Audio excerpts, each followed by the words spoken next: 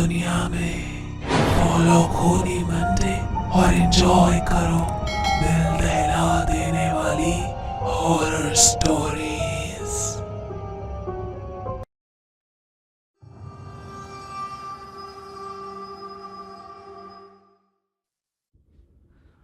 आप लोगों को बचपन के वो दिन याद हैं जब कोई छोटा सा खिलौना या कोई छोटी सी डॉल हमारे बेस्ट फ्रेंड बन जाते थे।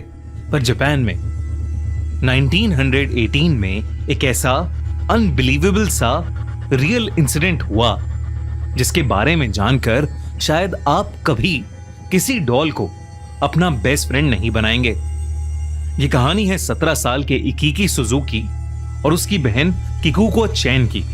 नन्ही सी किकुको का बर्थडे आने वाला था और वो 4 साल की होने वाली थी। उसका भाई इकीकी अपनी प्यारी सी बहन को एक यादगार बर्थडे गिफ्ट देना चाहता था, पर उनकी फैमिली गरीब थी। इकीकी के पिता एक मजदूर थे जो हर रोज छोटी मोटी नौकरियां करके घर चलाते थे और उसकी मां सिलाई का काम करती थी। इस साल की कोको ने जिद पाल ली थी कि उसे अपने जन्मदिन पर एक सुंदर सी डॉल चाहिए जो उसकी सबसे अच्छी दोस्त बन सके। लेकिन पैसों की कमी होने की वजह से उसके पेरेंट्स ने साफ इनकार कर दिया था।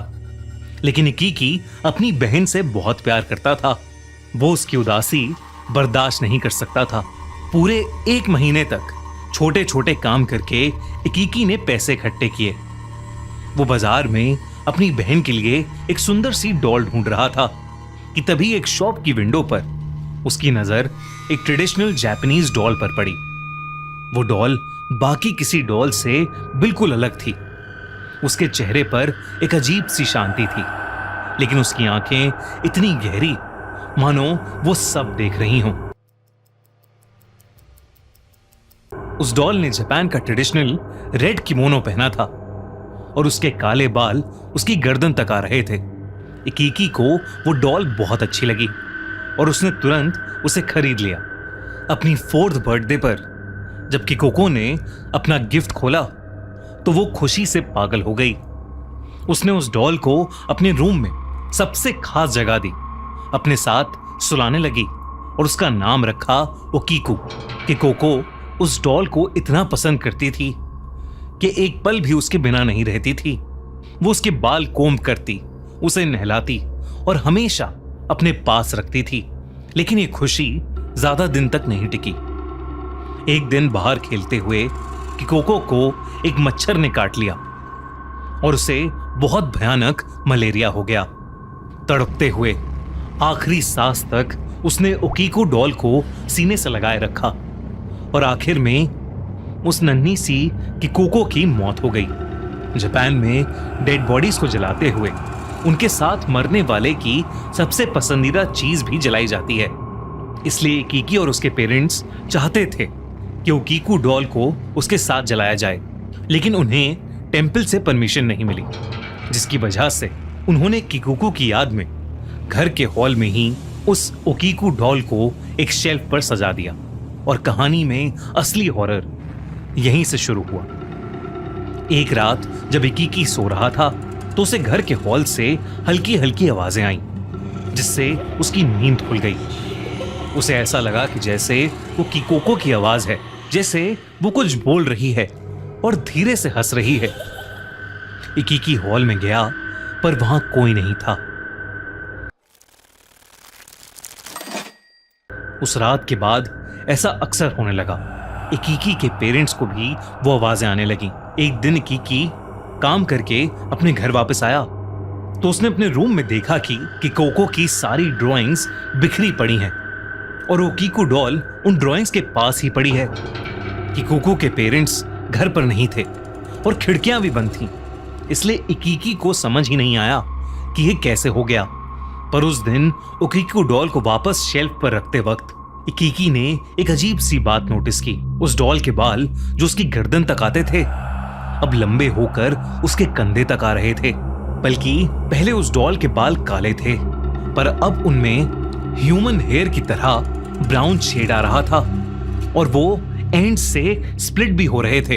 इकीकी ने जब ये बात अपने पेरेंट्स को बताई तो उन्हें लगा कि ये इकीकी का वहम है और इकीकी की मां ने उस डॉल के बाल काटकर वापस उसकी गर्दन तक कर दिए, जो कि शायद उनकी सबसे बड़ी गलती थी। बाल काटते ही सुजुकी फैमिली की जिंदगी नरक बन गई। उस रात जब इकीकी की मां सो रही थी तो उन्हें एक सपना आया कि कुकू उनके पास आकर रो रही थी क्योंकि उन्होंने उसकी डॉल के बाल काट दिए थे। और फिर अचानक ही कि कुकू का रोना गुस्से में बदल गया और उसका चेहरा उस ओकीकू डॉल में। एकदम से उनकी नींद खुल गई। वो आंखें खोलते ही चिल्ला उठी क्योंकि ओकीकू डॉल वहीं थी, उनके सीने पर बैठी हुई। उनकी चीख से घर के सब लोग भाग कर आए। जब इकीकी की मां ने अपने सपने के बारे में बताया तो इकीकी और उसके पापा दोनों हैरान थे, पर इकीकी ने देखा कि ओकीकू डॉल तो बाहर शेल्फ पर ही रखी है, तो ये कैसे हो सकता था। धीरे धीरे सभी फैमिली मेंबर्स को बुरे सपने आने लगे। कई बार तो तीनों सोते ही नहीं थे। सभी भयानक सपनों में एक चीज कॉमन होती, ओकीकू डॉल का उन्हें डराना और मारने की कोशिश करना। कुछ दिन गुजरे और ओकीकू डॉल के बाल और बढ़ने लगे और वो अब कंधों से भी नीचे आ गए थे।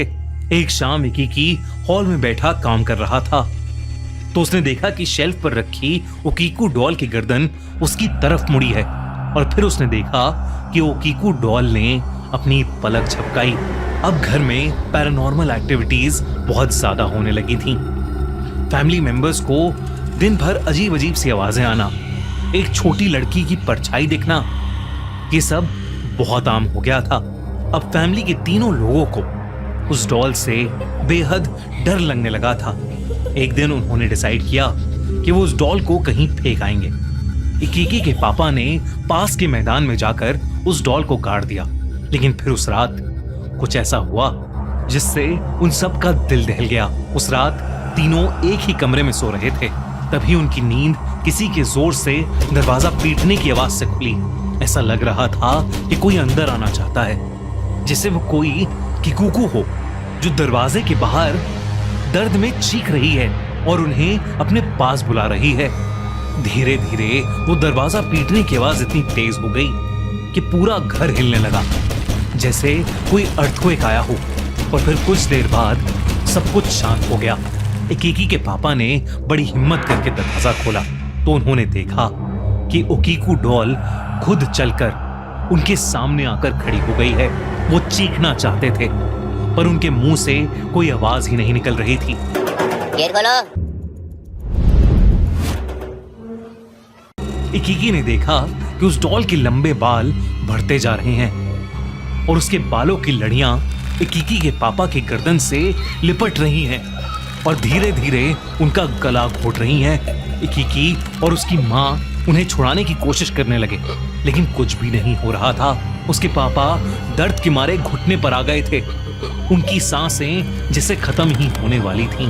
तभी इकीकी ने उस डॉल के सामने किकुको का नाम जोर से पुकारा और फिर अचानक ही वो डॉल एकदम से बेजान हो गई। उसके बालों की पकड़ छूट गई और इकीकी के पापा की सांस में सांस आई। उसके बाद से जब भी वो ओकीकू डॉल को फेंकने की क्या उससे छुटकारा पाने की कोशिश करते, वो वापस आ जाती। ये हॉरर 1-2 साल नहीं, उनकी फैमिली ने पूरे 20 साल तक सहा। जब भी हर साल किकुको की बर्थडे पास आती, पैरानॉर्मल एक्टिविटीज और ज्यादा बढ़ जाती। उन्होंने कई पंडित, कई मॉन्क्स को बुलाया, लेकिन जब भी कोई कोशिश करता, घर की हालत और ज्यादा खराब हो जाती थी। आखिर में हार के 20 साल बाद उन्होंने घर छोड़ने का प्लान किया और उस डॉल को जापान के मनांजी बुद्धिस्ट टेम्पल में सौंप दिया। टेम्पल के मॉन्क्स ने भी पूरी कहानी सुनने के बाद उस डॉल को क्लेंस करने की बहुत कोशिश की, पर उस कर्स डॉल पर किसी चीज का असर नहीं हुआ।